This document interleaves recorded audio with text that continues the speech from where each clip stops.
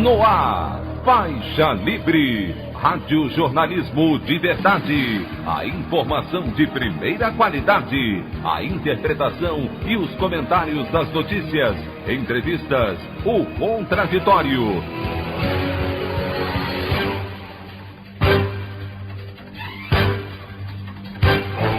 Tudo para aproximar você cada vez mais da realidade do Brasil e do mundo.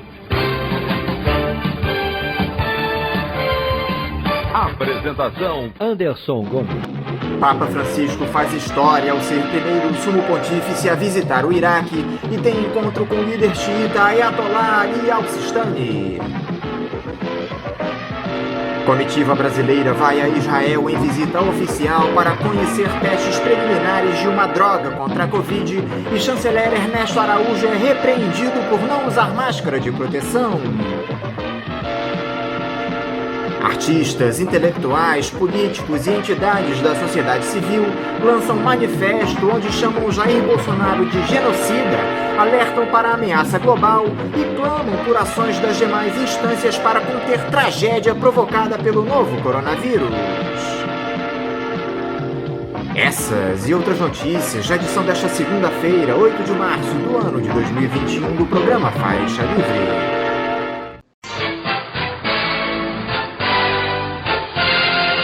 Comentário de Anderson Gomes.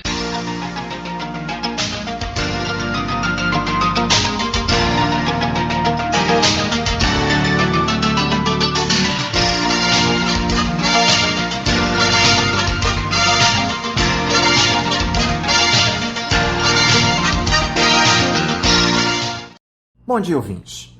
Neste 8 de março, data em que é celebrado o Dia Internacional da Mulher, o Faixa Livre vai levar ao ar uma edição especial, onde só teremos mulheres como entrevistadas, analisando alguns dos temas mais candentes da nossa realidade brasileira, a situação política, o caos provocado pela pandemia e um estudo que mostra como a violência contra a mulher, infelizmente, ainda é uma chaga aberta em um país que tem o machismo e a misoginia como padrão.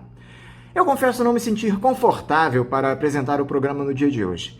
Questionar sobre os dramas que as mulheres enfrentam é algo que cabe a quem encara esse tipo de violência no dia a dia, ou seja, a uma de vocês. Não é o meu lugar de fala. Por isso, neste editorial, darei espaço à leitura do texto da arquiteta e vereadora Mônica Benício, do PSOL do Rio de Janeiro, ex-companheira da também vereadora Marielle Franco, executada brutalmente há quase 3 anos ao lado do seu motorista Anderson Gomes. No artigo que escreveu ontem no jornal Folha de São Paulo, a parlamentar aborda justamente o cenário da violência contra as mulheres, especificamente no Rio de Janeiro, mas em uma realidade que reflete todas as cidades do nosso país. O título do texto é Por uma Cidade Segura. Em menos de um mês, Viviane Arronense, Bianca Lourenço, Natália Fonseca e Rafaela Horst foram assassinadas por serem mulheres no estado do Rio de Janeiro. Não é por acaso que sentimos medo. Ano após ano temos convivido com essa situação brutal, uma verdadeira pandemia de feminicídio. Vivenciamos cotidianamente diversos tipos de violência nas cidades brasileiras, profundamente marcadas por machismo, racismo e desigualdade social. Violência doméstica, assédio sexual e moral, desigualdade salarial, violência obstetrícia, cultura de estupro e LGBTfobia são alguns exemplos. Os números são assustadores.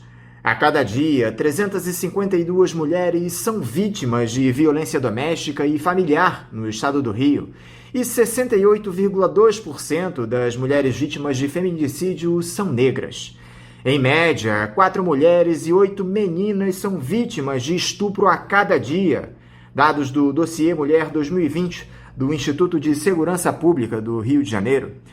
Em paralelo a isso, vemos um ambiente urbano extremamente hostil às trabalhadoras. Segundo Lucas Faulhaber e Lena Azevedo, no livro Remoções no Rio de Janeiro Olímpico, entre 2009 e 2014, nada menos que 22 mil famílias foram expulsas de seus lares no contexto dos mega-eventos esportivos. sendo reassentadas majoritariamente em áreas marcadas pela insuficiência de serviços públicos e com altos índices de violência contra as mulheres, de acordo com o ISP. A sociedade e o Estado precisam se responsabilizar pelo enfrentamento dessa realidade. Não é uma tarefa fácil, mas urge construir várias frentes de luta que apontem para soluções reais, de curto e longo prazo. Como vereadora e arquiteta urbanista, chamo a atenção para a necessidade de construirmos cidades seguras para as mulheres. A política urbana, tal como é gerida, tem sido um elemento de aprofundamento das violações dos direitos das mulheres. A insuficiência da rede de atendimento às mulheres, o desmonte dos serviços de atendimento a meninas e mulheres vítimas de violência sexual, as tentativas de vetar as discussões sobre gênero na escola, a precarização do SUS e do SUAS, Sistema Único de Assistência Social, a falta de creches e a ausência de moradias adequadas e acessíveis às mulheres mais pobres e suas famílias são alguns dos elementos centrais desse, agravados ainda pela pandemia de Covid-19 e pela crise econômica. Precisamos que as políticas públicas sejam concebidas de forma integrada, incorporando a perspectiva das mulheres de forma transversal na habitação, na mobilidade, no trabalho e na geração de renda, na educação e na saúde. Pensar em uma cidade segura para as mulheres é pensar como a falta de iluminação nas ruas, a escassez de transporte público, a vulnerabilidade ao assédio e os pontos de ônibus precários e mal localizados podem implicar situações de violência e medo cotidiano. É extrapolar a visão de mobilidade urbana focada exclusivamente no transporte casa-trabalho, que dificulta os percursos diários e diversos das mulheres, socialmente responsabilizadas pelo cuidado das crianças e dos idosos. Esse é o nosso desafio: pensar de forma ampla as políticas necessárias para que o Rio de Janeiro se torne uma cidade segura para todas as mulheres. A opinião do Faixa Livre. Bandeirantes, 1360. Estamos apresentando Faixa Livre. Voltamos a apresentar Faixa Livre. Estamos de volta, ouvintes, com o início da edição de hoje do programa Faixa Livre, que tem na sua produção a jornalista Celeste Sintra, auxiliada pela também jornalista Natália Moraes, tendo no comando do áudio o Francisco. Meu bom dia a todos. E meu bom dia também a você, que pode aqui participar nos enviando mensagens eletrônicas para o endereço ouvinte@programafaixalivre.com.br ou ainda registrando suas participações diretamente nas nossas redes sociais. No Facebook, nossa página é o Programa Faixa Livre. No Twitter e no Instagram, para deixar o seu recado, basta seguir os perfis @PGMFaixaLivre. Lembrando que as participações por telefone estão inviabilizadas, pois durante o período da pandemia do novo coronavírus, nosso programa está sendo gravado no dia anterior à sua veiculação. Pedimos desculpas aos nossos ouvintes que costumam interagir conosco desta forma, mas foi a maneira encontrada pela equipe do Faixa Livre para mantê-los informados sobre o que acontece no país e no mundo com essa nossa visão crítica e, ao mesmo tempo, preservando a saúde dos profissionais que levam o programa ao ar. O Faixa Livre pode ser acompanhado também pelo nosso aplicativo para celulares com sistema operacional Android. O nome do aplicativo é Programa Faixa Livre. Os ouvintes também têm acesso à transmissão pelo nosso site, o www.programafaixalivre.com.br, ou pela página da Associação de Engenheiros da Petrobras, a AEPET, uma das nossas entidades patrocinadoras, no www.aepet.org.br. Para quem perdeu alguma das edições ou quer ouvir novamente o Faixa Livre, os áudios das entrevistas e editoriais estão disponíveis no nosso podcast, nos aplicativos Spotify, Deezer e Castbox. E dando início às nossas entrevistas, eu cumprimento a professora de Relações Internacionais da Pontifícia Universidade Católica do Rio de Janeiro, a PUC-Rio, Ana Garcia. Ana Garcia, bom dia! Bom dia, Anderson. Bom dia a todos e todas do Faixa Livre. Sempre um prazer estar aqui com vocês. Ana, muito obrigado por você novamente estar aqui conosco no Faixa Livre. Antes de nós começarmos a tratar das questões candentes do nosso país, Ana, eu queria te fazer uma pergunta que eu farei a todas as nossas entrevistadas nesse programa especial pelo Dia Internacional da Mulher. Ainda que tenham ocorrido avanços nos últimos tempos, o que falta para que as mulheres estejam devidamente representadas na nossa sociedade, Ana? Olha, Anderson, na leitura da economia feminista, né, o capitalismo se estruturou desde os seus primórdios, né, desde lá do século XVI, digamos assim, do início, né, das primeiras chegadas aí ao continente americano, que o Marx chamava da acumulação primitiva dentro e fora da Europa. O capitalismo se estruturou sobre o que a gente conhece como o trabalho invisível, o trabalho não remunerado, hoje denominada economia do cuidado, né, que é todo o trabalho realizado, em geral, pelas mulheres ao longo desses séculos de estruturação do mundo do trabalho, do campo para as fábricas, né, e das fábricas para a economia de serviços que a gente tem hoje, né, sem deixar, obviamente, a manufatura. Isso tudo só é possível e só pode se estruturar sobre um conjunto de trabalhos não assalariados, não visíveis, não reconhecidos como trabalho, porém que permitem que o trabalho remunerado, visível, de outros seja possível, né? Então, se há um cuidado dos filhos, dos doentes, dos idosos e daquele, em geral, homem, né, que sai para trabalhar, esse trabalho realizado normalmente na esfera do privado, na esfera do lar, né, nessa separação entre público e privado, em geral é realizado por mulheres, né?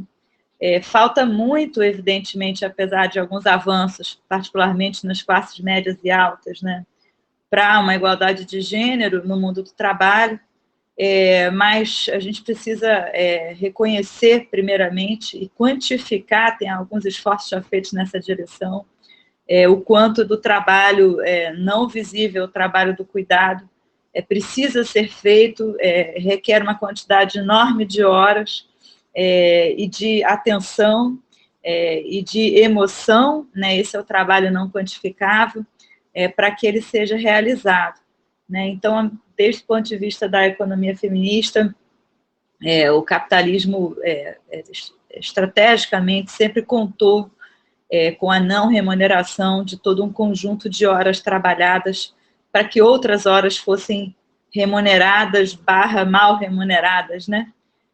Então, falta aí todo um conjunto de atividades econômicas a serem reconhecidas como atividades econômicas enquanto tal. Agora, Ana, esse quadro de desesperança que tomou conta dos brasileiros com o advento dessa pandemia tem um motivo muito claro, e está calcado justamente nas ações do presidente Jair Bolsonaro. A negação do chefe do executivo à pandemia, a demora em buscar vacinas que possam dar conta da imunização da nossa população, o desprezo ao uso de máscaras de proteção e a produção de aglomerações, enfim, a lista é extensa. Ana, o ex-capitão sequer se padece do sofrimento de milhares de famílias que perdem seus entes queridos diariamente. Vivemos algo que se assemelha a uma distopia. O que você pode falar a respeito dessa situação anacrônica que o Brasil atravessa, Ana?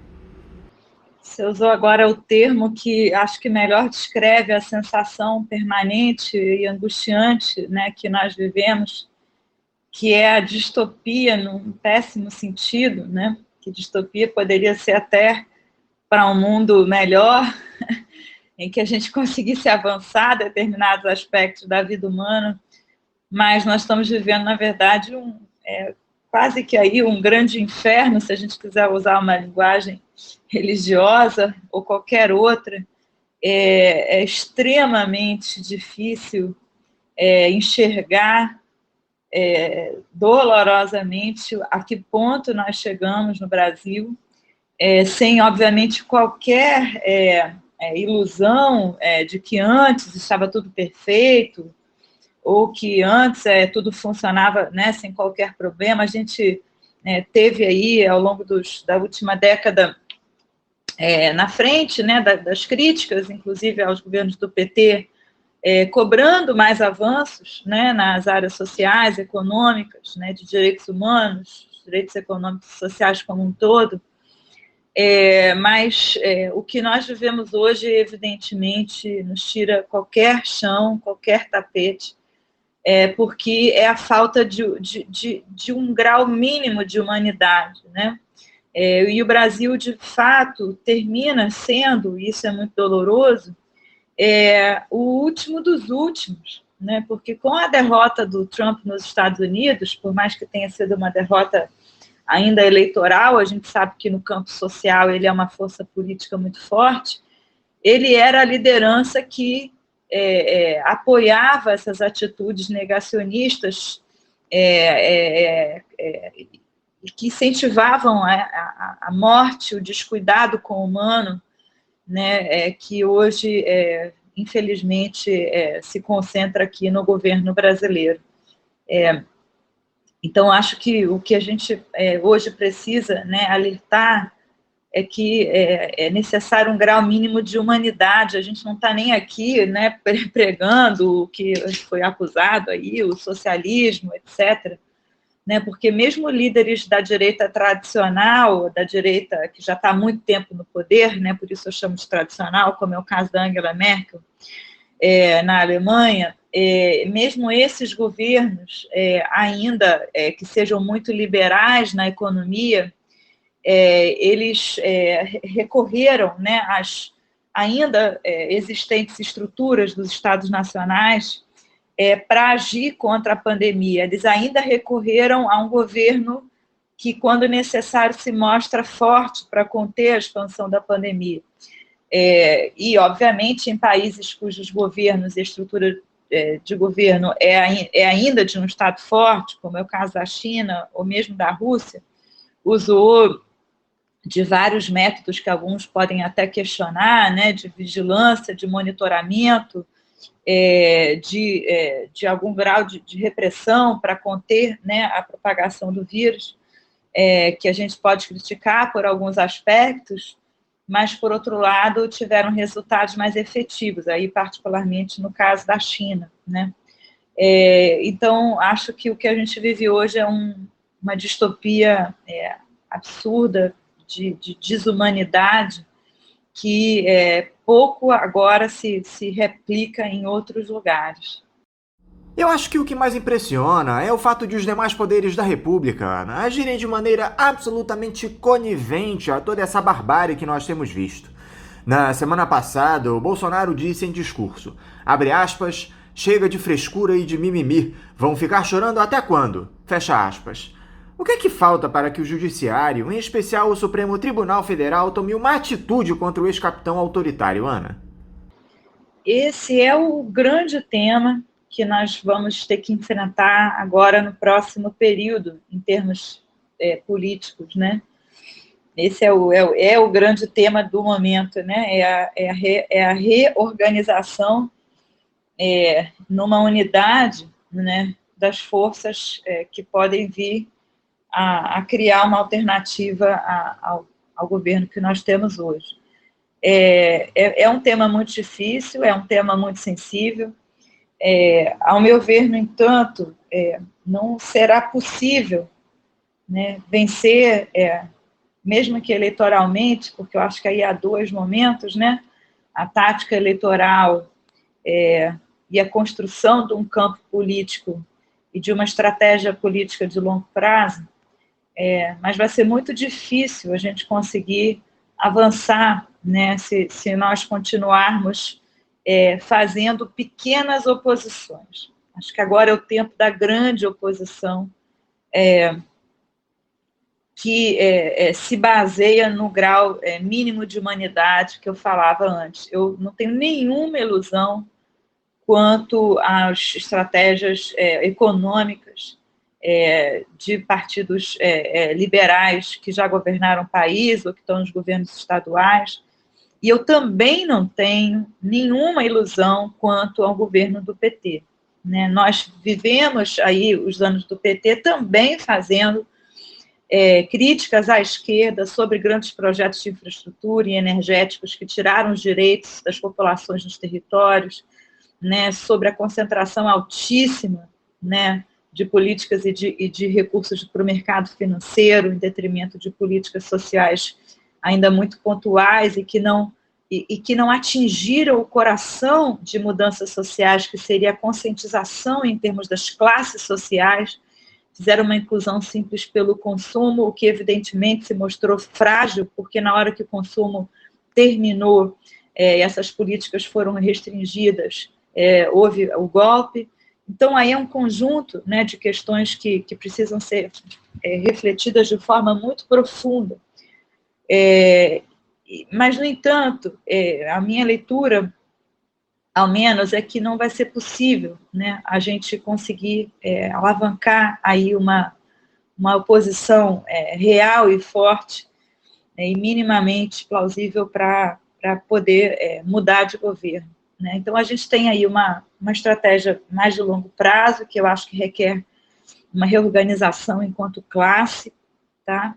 E uma estratégia que é uma tática, né, mais de curto prazo, que é eleitoral, mas que, infelizmente, a gente termina tornando as duas uma só, e é péssimo, né, porque a gente está sempre se concentrando de eleição para eleição a cada 2 anos, mas nós vamos precisar ocupar novamente as instâncias, as estruturas, as agências do Estado para voltar a respirar, se a gente quiser usar a analogia de não posso respirar, né?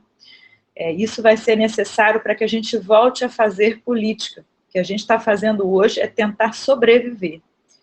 Tá? Portanto, apesar das inúmeras críticas que eu também tenho a vários dos que estão aí nesse campo da oposição agora, a gente vai precisar de uma aliança contundente e forte para conseguir mudar esse jogo num primeiro momento. Eu me arrisco a dizer, Ana, que nós temos a pior gestão da história do Ministério da Saúde com o general Eduardo Pazuello. Vale lembrar que ele é o terceiro a ocupar a pasta desde o início da pandemia, já que os 2 anteriores, o Luiz Henrique Mandetta e o Nelson Tais, ainda que atendam a essa mesma agenda ultraliberal, se recusaram a cumprir as ordens do capitão. O resultado é esse que nós estamos vendo. Quase 2.000 mortes por dia pela Covid-19, uma quantidade ínfima de doses das vacinas disponível, unidades de saúde que não dão conta da demanda de pacientes, pessoas que morrem asfixiadas no Amazonas por falta de oxigênio hospitalar, enfim. Qual foi o principal erro em todo esse processo, na sua opinião, Ana? Foi ter nomeado uma figura que tinha, teoricamente, como virtude ser especialista em logística, o que se mostrou uma enorme falácia. Foi abandonar os nomes técnicos para a pasta mais importante no momento em que atravessamos, onde a experiência prática faz toda a diferença? O que pode ser colocado como o estopim para o que temos atualmente, Ana? Olha, aqui no Brasil, e diferentemente de outros países assim chamados desenvolvidos, industrializados, nós temos um sistema de saúde abrangente, nacional e público. Isso nos deu um colchão ao longo desde aí da Constituição de 88, um colchão de políticas públicas que muda-se o governo, né, novas eleições, muda-se aí o viés ideológico de cada governo, tá? Isso permanece, se chama Estado, certo? Não é governo, o SUS não é uma política de governo, o SUS é um Estado brasileiro. E o Estado brasileiro, a partir das suas instâncias públicas, garantiu algum grau de continuidade e programas abrangentes nacionais que são exemplo, né, para outros lugares do mundo. O SUS tem e desenvolveu ao longo dessas décadas, né, uma estrutura e uma política de imunização que a gente não vê em outros lugares do mundo. É curioso, inclusive, muita gente, quando eu comecei a escutar, já bastante tempo atrás, não foi agora com a pandemia, pessoas estrangeiras que moravam no Brasil questionando por que essa quantidade toda de vacina que a criança, quando nascia no Brasil, tomava, né? Eu tive meu filho menor em 2015, conversava com uma amiga alemã, que tinha tido filho na mesma época, e ela me questionava por que a criança no Brasil tinha que tomar tanta vacina, as vacinas todas públicas, né, de graça para quem quisesse, com aquele cartão, né, com algum grau aí de clínica da família, de continuidade. Então, não é uma questão, aí eu acho que é fundamental a gente ter esse discernimento, sobre quem ocupa o cargo de ministro, porque você tem um quadro de técnicos que vai, e o conjunto das instituições ligadas ao Ministério da Saúde, que vai poder levar à frente. O problema, a raiz do problema aí é o executivo no cargo da presidência. Porque houve, como a gente viu, uma restrição, né, uma espécie de controle da atuação dos ministros da saúde pelo presidente da República. Então, esses ministros, eles não atuaram, né, de forma minimamente autônoma para conduzir o enfrentamento à pandemia pelo um olhar de gestores, né? Eu tenho resistência a chamar técnico ou político, todos eles são os dois, tá? Acho que todos eles têm um grau de técnica e um grau de política. Eu não tive nunca, e acho que muita gente concorda, né, expectativas de que fosse real essa promessa de que Bolsonaro faria um governo só com técnicos. Isso nunca foi real, isso não existe, né? O que talvez não tenha sido claro é que ele não fosse ter qualquer preocupação em conduzir de forma minimamente coerente, pragmática e humana uma crise como essa. E aí o que ocorreu, então, é que quem tem um mínimo de seriedade com o seu trabalho, que precisa de algum grau de autonomia para fazer, não ficou. Então, o que, ao meu ver, foi o ponto-chave aí nas trocas do Ministério da Saúde e na péssima, absurda condução da pandemia, foi o não grau de autonomia dos ministros na sua gestão, na sua condução, e aí a entrada do ministro Pazuello como alguém que simplesmente desse ordens como militar. Só que a nomeação de um general no Ministério da Saúde, Ana, nada mais é, na minha opinião, do que parte desse projeto autoritário do ex-capitão. Nunca na história houve tantos militares no governo. O Bolsonaro libera quase que indiscriminadamente o acesso a armas de fogo no país e nada acontece.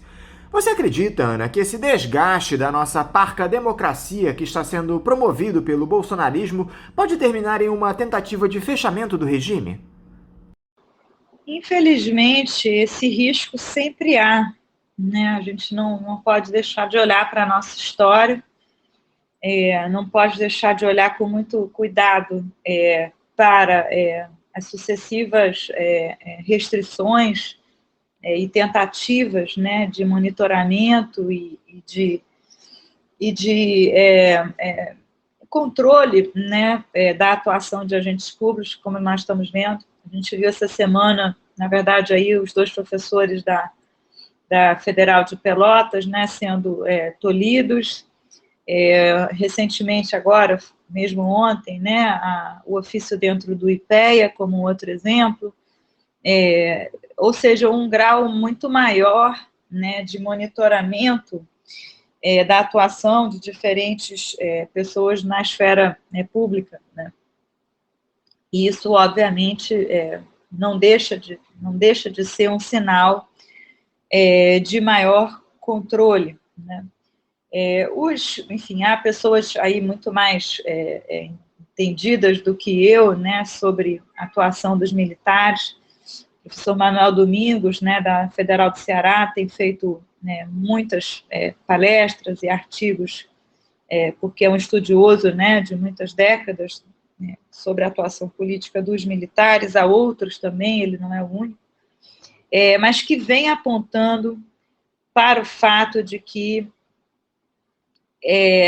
não será fácil. Essa é um resultado de algumas palestras que eu assisti do professor Manuel Domingos, que os militares saiam do poder. Tá? Não será fácil, não há, obviamente, uma única linha militar, há um conjunto de diferentes visões dentro das Forças Armadas. No entanto, a ocupação de cargos, a inserção dentro das estruturas do Estado, hoje é um grau altíssimo e profundo, e será muito difícil reverter, né? Obviamente, a gente não está diante aí do fim dos processos eleitorais, né, democráticos. A gente tem uma opinião pública ativa, né? Isso não acabou, né? A gente tem os três poderes funcionando, por isso é tão importante aí a eleição do presidente da Câmara e do Senado, por isso tantos ataques ao STF, mas, ao mesmo tempo, a gente sabe que a democracia está em crise há muito tempo, né? Não é de hoje. E também não é só do golpe de 2016, né? A gente teve um momento vamos dizer assim, de alimentação, né, de inflação aí de recursos, por exemplo, para as Forças Armadas, e para o Supremo, e para outros, né, ao longo dos últimos governos. Nunca se imaginou, obviamente, chegar ao que nós chegamos hoje, mas foi um tiro que saiu pela culatra, né? A gente não aprofundou a democracia econômica, social, né, na base da sociedade, né? A gente, na verdade, deixou ainda mais forte a democracia liberal representativa, né? E isso é muito complicado. Se você vai ver aí um grupo de bolsonaristas mostrando os gastos altíssimos, exorbitantes do judiciário, a gente vai ter que dar razão, né? Não tem cabimento, né, os graus de auxílios, né, que o judiciário recebe. No entanto, a gente precisa, né, fortalecer o judiciário, né, como um poder fundamental da nossa democracia. Não vai ser fácil, né, não vai ser fácil tirar os militares do governo, como bem pontua o professor Manuel Domingos. E aí, como eu disse anteriormente, nós vamos precisar, sim, construir uma aliança abrangente para conseguir disputar novamente o governo e, novamente, voltar a ocupar as estruturas do Estado. As forças democráticas têm reagido à altura a essa ameaça, Ana. Essa ação do Supremo Tribunal Federal, por exemplo, que mandou prender o deputado Daniel Silveira por aquelas ameaças que ele proferiu contra os magistrados, se deu na dose certa? É necessário reagir de alguma forma, né? E é necessário também reagir pelas vias possíveis, né? Então, a minha opinião é que sim, mas se já estamos à altura de responder a essas ameaças todas à democracia, se estamos à altura a de fato construir aí uma alternativa ao que estamos vivendo, a minha leitura é que ainda não, né? É muito complexo, porque é como se todo mundo tivesse um rabo preso, né? Os ministros do Supremo têm, outros políticos também têm. É como se ninguém se livrasse, né? Ninguém está totalmente aí limpo, entre aspas, né? Seja pelas diferentes vias econômicas, diferentes clientelismos, né, etc. Agora, outro exemplo péssimo aí foi o Ministério Público do Rio de Janeiro, né, que dissolveu o grupo de investigação que estava trabalhando de forma muito contundente para investigar o Flávio Bolsonaro. E o MP do Rio, que é uma instância que deveria estar apoiando esse tipo de investigação em prol do resto da sociedade, fez o inverso.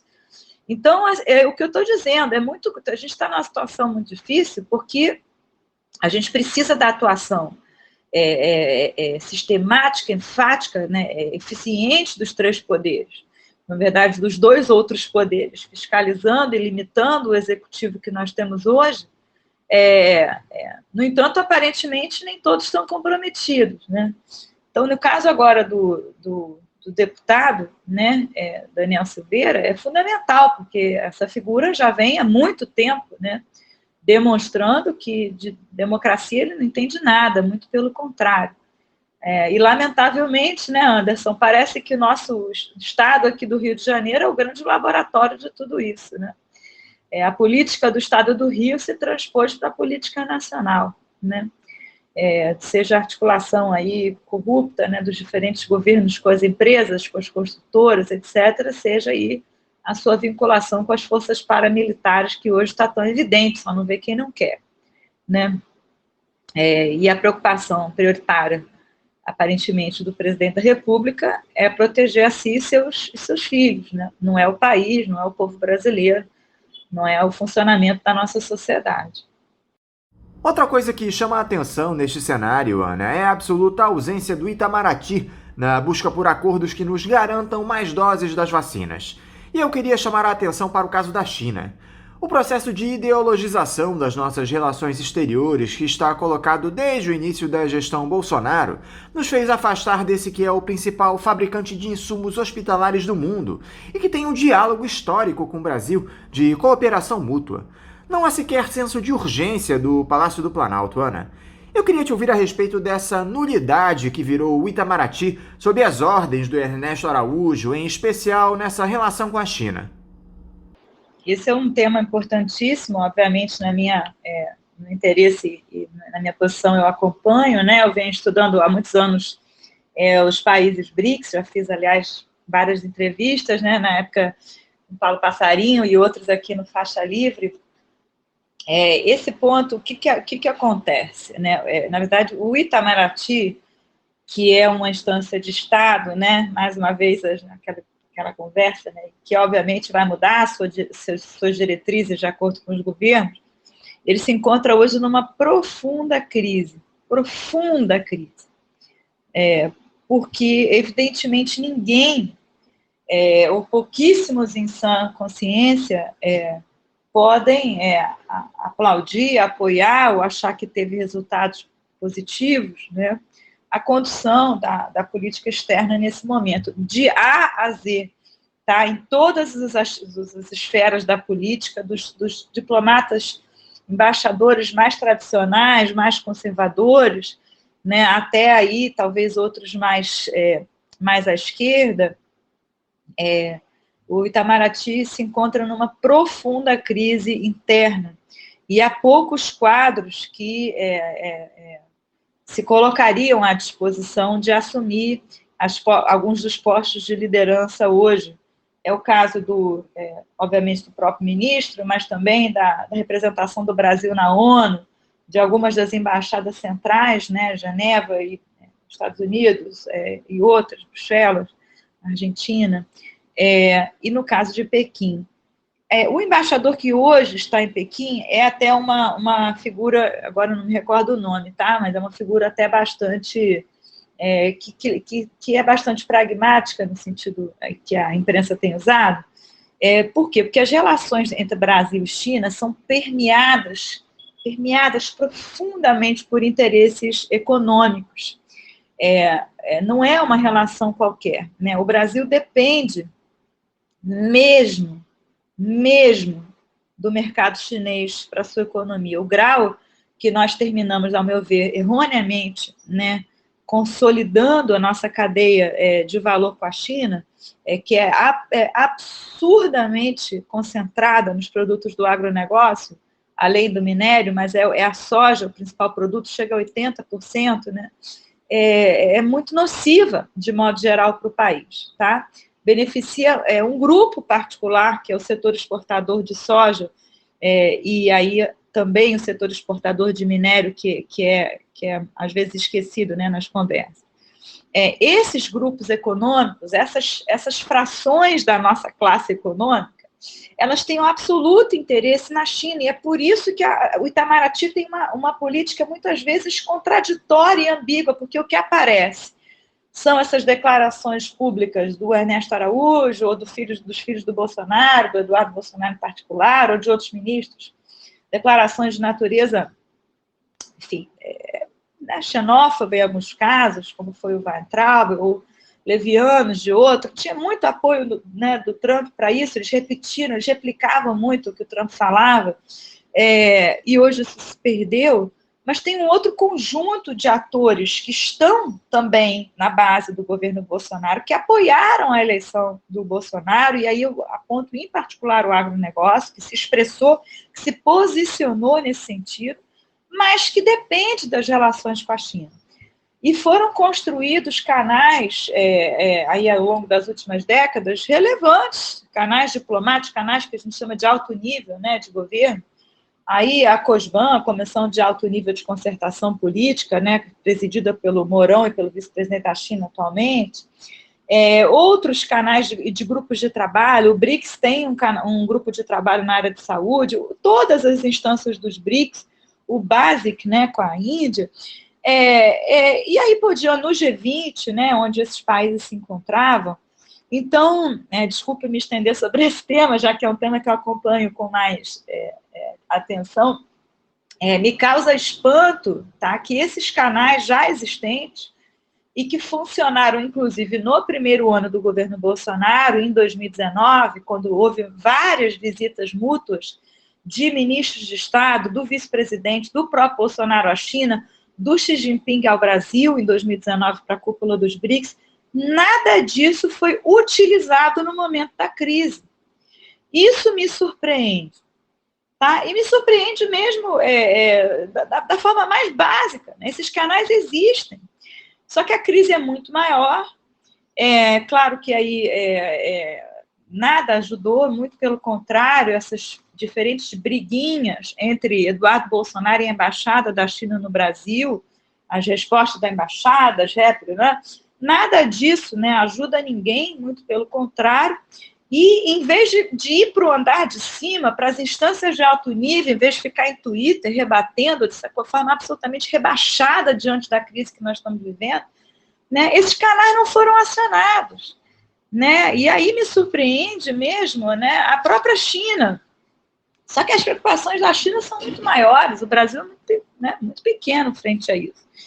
Então, eu, enfim, acho lamentável, né, não sei aí como sair nessa encruzilhada que o Brasil se meteu, porque hoje todo mundo depende dos insumos chineses, não é só o Brasil. O Brasil poderia ter um canal prioritário estratégico junto à China, que tinha e que deixou se perder, e que podia ter reacionado, reativado, e não fez, né? E, obviamente, o Itamaraty nessa profunda crise sem conseguir um direcionamento mais adequado. Então, é profundo mesmo o que nós estamos vivendo. Ainda sobre isso, muito brevemente, eu queria só apontar que, além da China, a Índia é muito também impressionante, né? Porque, apesar de não haver o mesmo grau de hostilidade frente à Índia, o governo indiano é um governo que foi reeleito, ele já estava desde 2014, inclusive ele foi um aliado dos governos do PT no âmbito dos BRICS, mas ele é um governo também de direita e de extrema-direita. Esse segundo mandato do Modi na Índia está sendo extremamente truculento em termos de direitos humanos frente à população muçulmana, que é uma população oprimida no país. E a Índia, ela tem, né, um pé muito à frente na indústria farmacêutica e foi aliada do Brasil lá no final dos anos 90 na disputa dentro da Organização Mundial de Comércio pela flexibilização das regras de patente. E hoje, né, ela se uniu à África do Sul, por quê? Porque a África do Sul é um país que tem uma experiência muito grande de enfrentamento a epidemias. A África tem uma experiência lamentável, né, de enfrentamento a várias epidemias. E a África do Sul tem uma estrutura muito bem montada de enfrentamento ao HIV/AIDS, tá, com agentes comunitários de saúde. Isso foi utilizado agora na Covid. Né, o Centro de Doenças africano, da União Africana, é muito ativo, né? Então, aí você tem dois países dos BRICS, que é a Índia e a África do Sul, unidos no caso da disputa, né, pelo não patenteamento, pela flexibilização do patenteamento no medicamento para a Covid, né, e o Brasil perdeu muito, muito a não se aliar a eles nessa disputa. Né? O Itamaraty ficou pequeno mesmo, quando era muito grande nesse tema.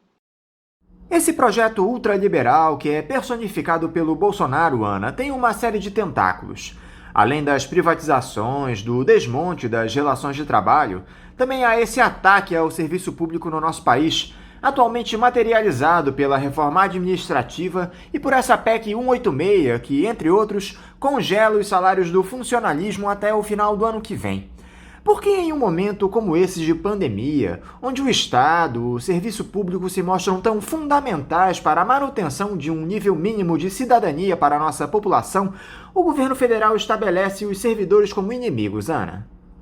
Essa é a lógica mais perversa, né? Porque o ataque não é ao servidor que é realmente privilegiado, né? Que é esse pequeníssimo extrato do serviço público no andar lá de cima, né? E aí com as diferentes instâncias, né? O judiciário, de fato, o andar de cima do judiciário, como eu falava anteriormente, é um absurdo, né? Aqui no Rio de Janeiro a gente tem auxílio terno para um juiz, pelo amor de Deus. Eu fui professora da Federal Rural, né, da Universidade Pública, eu estou licenciada hoje na PUC, sem salário, obviamente, do serviço público, mas conhecendo como era, você não tem quase nada, né? Você está trabalhando ali, nadando de braçada para fazer um bom trabalho, né?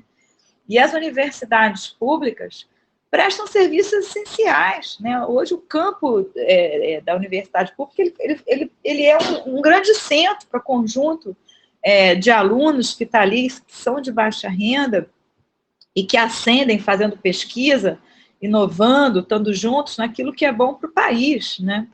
E, na verdade, a grande massa do serviço público ganha pouco, são pequenos, né? Pequenos serviços de funcionários, mas que precisam estar ali para garantir o mínimo de isenção e poder realizar o seu trabalho.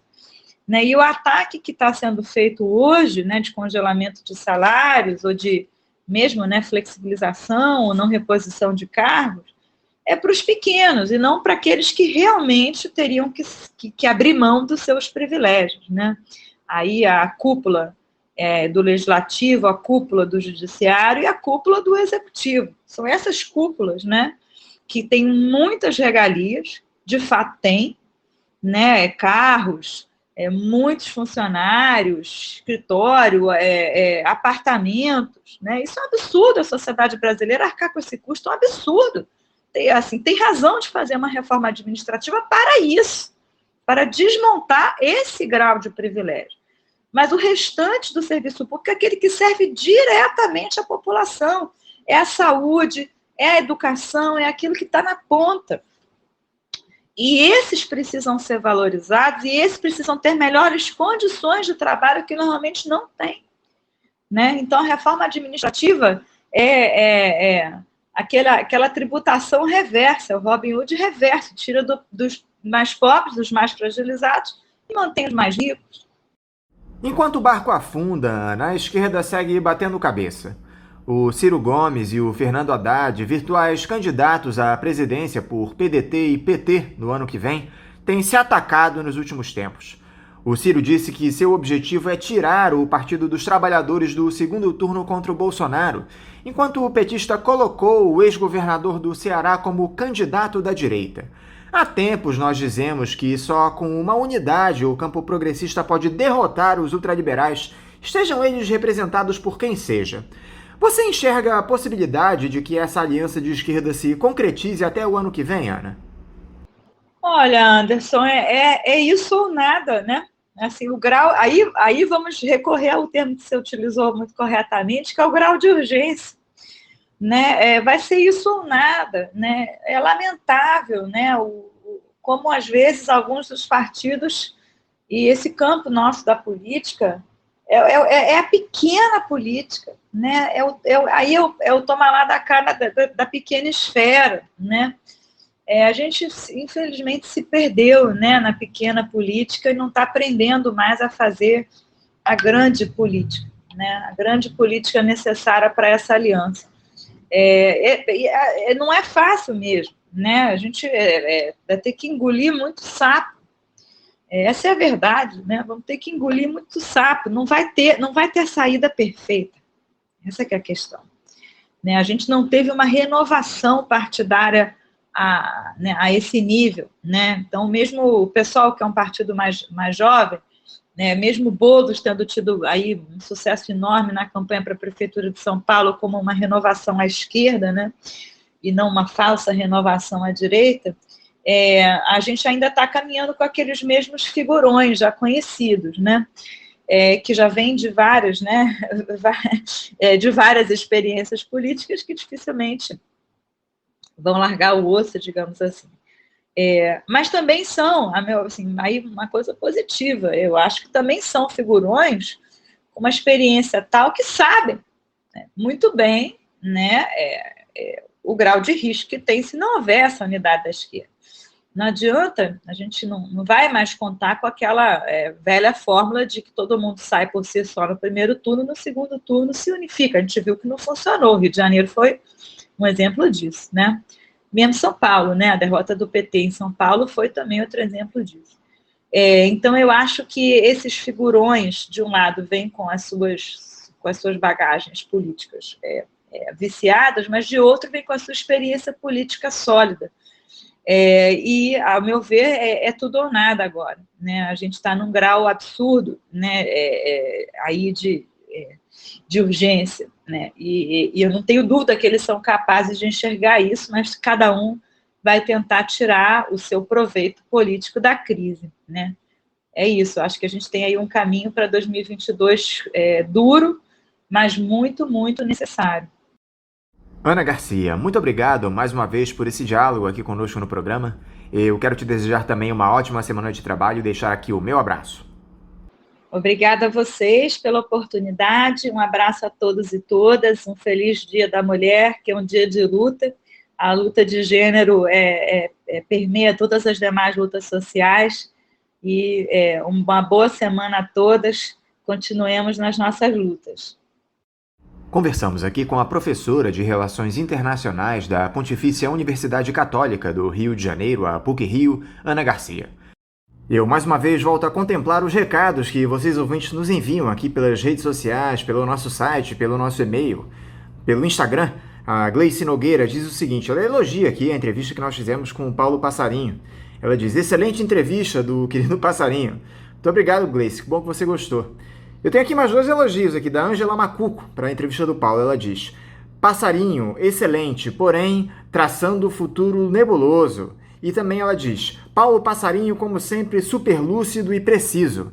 Ângela, eu agradeço demais esses recados que você nos enviou aqui para o Paulo. Eu prometo a você que vou encaminhar essas suas mensagens para ele, tá bom?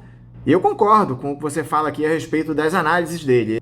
O futuro do nosso Brasil, de fato, é muito nebuloso. O presidente Jair Bolsonaro tem acabado com todas as garantias sociais que estão colocadas há muito tempo no nosso país.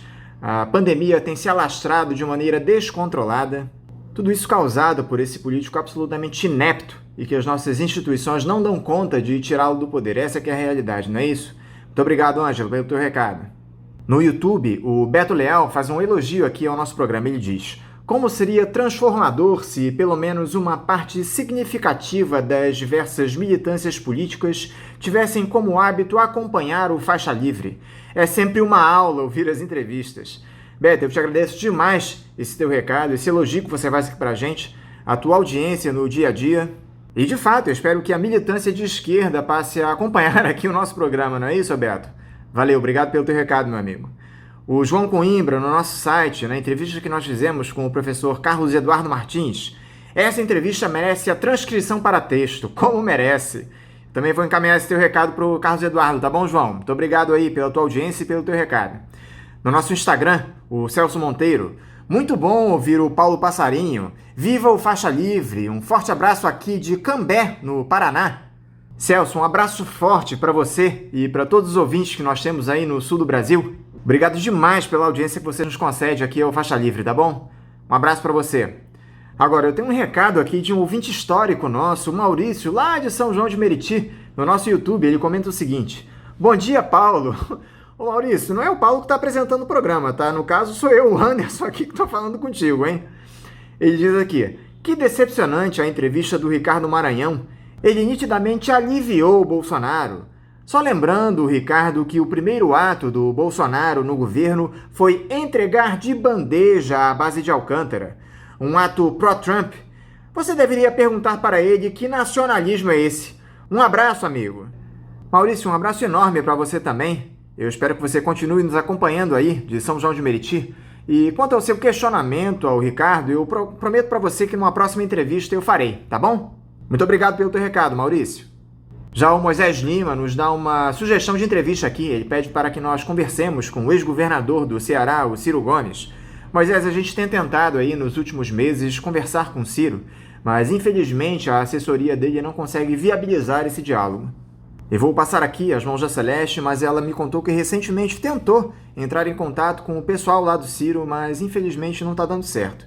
É muito importante que nós conversemos aqui com o Ciro, que tem se colocado em um posicionamento polêmico aqui em relação às nossas esquerdas, Moisés. Inclusive o Fernando Haddad disse que ele é candidato da direita. Eu te agradeço aí a sugestão e eu vou mais uma vez passar as mãos da Celeste, tá bom? Um abraço para você, Moisés. Ele novamente volta a participar aqui pelo YouTube. Ele diz o seguinte: bom dia, família Faixa Livre. É isso aí. A canalha nacional aprovou a entrega da política econômica do país nas mãos dos interesses dos banqueiros e financistas, nacional e internacional. Não tem problema não, já que as oligarquias da direita liberal, com o desinteresse e a omissão da população, repito, hoje em dia não há desculpas quanto à manipulação da mídia. A grande maioria da população tem um telefone inteligente e acesso à internet, mas esses assuntos de economia não interessam. Pois bem, quando eles arrasarem com o país, com mortes e destruição total de uma civilização, a gente começa tudo de novo e espero com o maior interesse de todos. Um abraço. Moisés, um abraço para você também. Muito obrigado pelo teu recado e eu concordo plenamente aqui com o que você escreveu, Moisés. Infelizmente, uma boa parte da nossa população não tem interesse em se informar a respeito do que acontece na nossa política, na nossa economia. É muito evidente que isso também é culpa da política tradicional, não, Moisés? A esquerda não faz o trabalho de base como fazia alguns anos atrás, não é isso? Não por acaso o PT construiu uma militância muito forte que até hoje dá capilaridade ao partido, Moisés. Mas isso infelizmente ficou para trás depois dos 13 anos em que o Partido dos Trabalhadores esteve no poder. Eles deixaram de lado a formação da militância de base. E nós temos essa tragédia que está colocada no país, Moisés. Essa aqui é a realidade. Muito obrigado aí pelo teu recado, tá bom, Moisés? E pela tua audiência também. A Luzia Mercedes Gomes, pelo YouTube. Padre Júlio Lancelotti, um verdadeiro cristão. Um homem de muita coragem. E muito boas as entrevistas com Ricardo Maranhão e Luiz Filgueiras. Esse último elucidou muito bem a situação econômica desde o governo entreguista do FHC. Luzia, muito obrigado pelo teu recado, pela tua audiência e pelo teu recadinho aqui. Por todo o carinho que você nos oferece aqui ao Faixa Livre, tá bom, Luzia? Um abraço forte para você e que você continue nos acompanhando aqui no programa. E lembrando a todos os ouvintes que queiram nos enviar mensagens aqui para o Faixa Livre, que podem deixar os seus recados nas nossas redes sociais, pelo Facebook, Twitter e Instagram, pelo nosso canal no YouTube, que é o Faixa Livre, também pelo nosso site, o www.programafaixalivre.com.br ou pelo nosso e-mail, o ouvinte@programafaixalivre.com.br. Vamos agora ao nosso primeiro intervalo. Voltaremos daqui a pouco. Voltamos a apresentar Faixa Livre. Já voltamos, ouvintes, e agora eu saúdo a articuladora e pesquisadora da Rede de Observatórios da Segurança, Bruna Sotero. Bruna Sotero, bom dia. Oi, tudo bem? Bom dia. Bom dia também a todos os ouvintes. Bruna, muito obrigado por você conversar aqui conosco no Faixa Livre. Bruna, nesse 8 de março, data em que é celebrado o Dia Internacional da Mulher, uma das faces mais expostas do preconceito e do abuso que ainda existe de maneira latente na nossa sociedade contra vocês é justamente o número de mulheres assassinadas no Brasil. Vocês da Rede de Observatórios da Segurança divulgaram na última quinta-feira o boletim A Dor e a Luta, Números do Feminicídio. referente ao ano passado, onde trazem dados inéditos e estarrecedores que revelam dinâmicas de feminicídios e violência contra as mulheres nos estados onde vocês atuam. Esse tipo de crime foi o terceiro com o maior número de registros em 2020. Antes de nós mergulharmos no horror desses números, Bruna, por que no Brasil a mulher é vítima de tanta violência? Primeiramente, é um prazer estar aqui, podendo falar sobre o nosso estudo. E respondendo a sua pergunta, a mulher vítima de violência não é de hoje, né? A gente fez esse estudo com dados de 2020, mas culturalmente a mulher é sempre vista como inferior ao homem, né? E isso tem muito a dizer sobre a sociedade em que a gente vive, não só a sociedade em que a gente vive, no contexto geral, mas de que vivemos num mundo totalmente machista, em que as mulheres são vistas, na maioria, como inferiores. E essa questão, ela não está somente relacionada ao relacionamento, né? Ela envolve outras questões, como, por exemplo, empregos. A mulher, durante muito tempo na sociedade, ela sempre foi vista como uma parte do relacionamento que deveria ficar em casa, que deveria servir ao homem e aos filhos e que por isso não poderia trabalhar. Então, devido a essa cultura, né, por muito tempo a mulher ficou nessa posição inferior e totalmente errado, né? Hoje em dia a gente tem uma grande luta, não só no Brasil, mas no mundo inteiro, para que essa visão mude o quanto antes e que as mulheres passem a ser respeitadas, passem a ser vistas como iguais, não só em direitos, mas em posições, tanto no trabalho como no estudo. A mulher não tem nada para ser inferior ao homem, muito pelo contrário. Ela está em nível de igualdade, todos somos iguais, então as mulheres devem ser respeitadas tanto quanto os homens. Falando agora dos números, Bruna, que foram levantados nos estados da Bahia, Ceará, Pernambuco, Rio de Janeiro e São Paulo, vocês monitoraram 1.823 casos nessas localidades. Desses, 66% foram tentativas de feminicídio, sendo que mais da metade deles foram cometidos pelos companheiros das vítimas. Qual é o principal problema hoje, Bruna? É a impunidade que ainda ocorre nesse tipo de caso em uma sociedade predominantemente machista?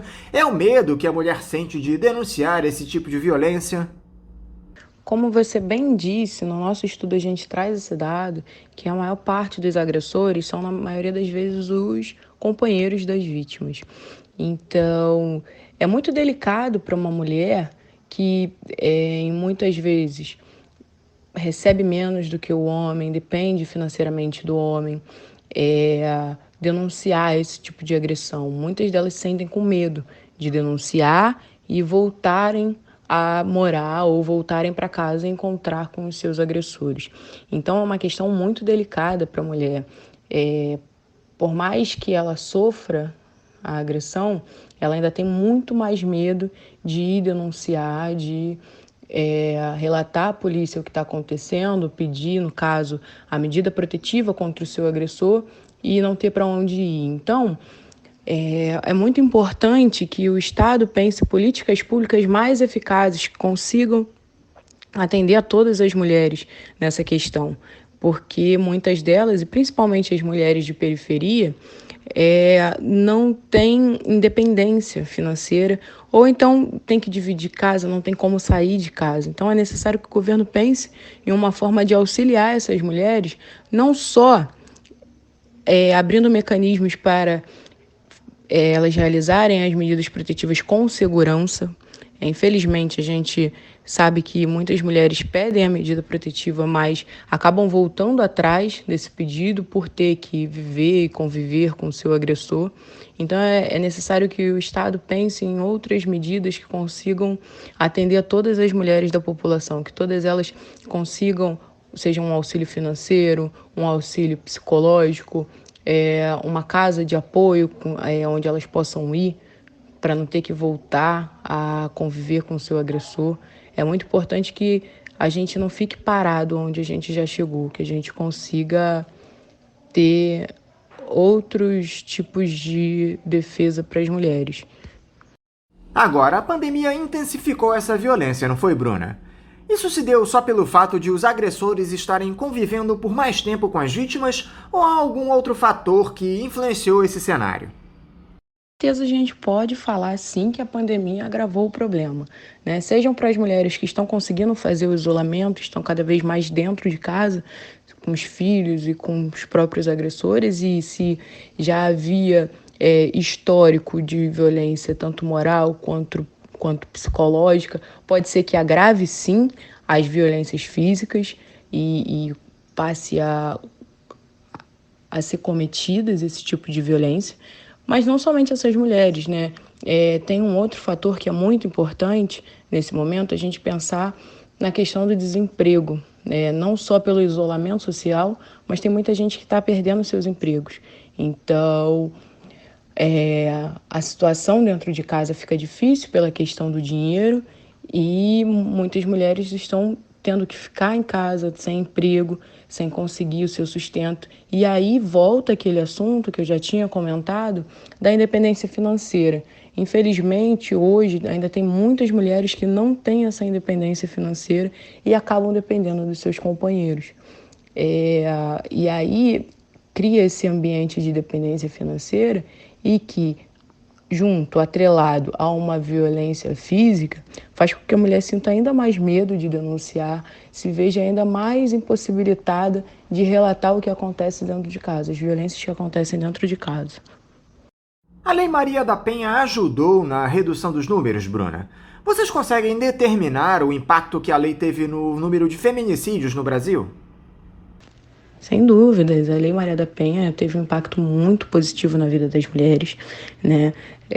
Para reforçar a importância de se denunciar a violência doméstica, que é um crime tão grave quanto qualquer outro, né?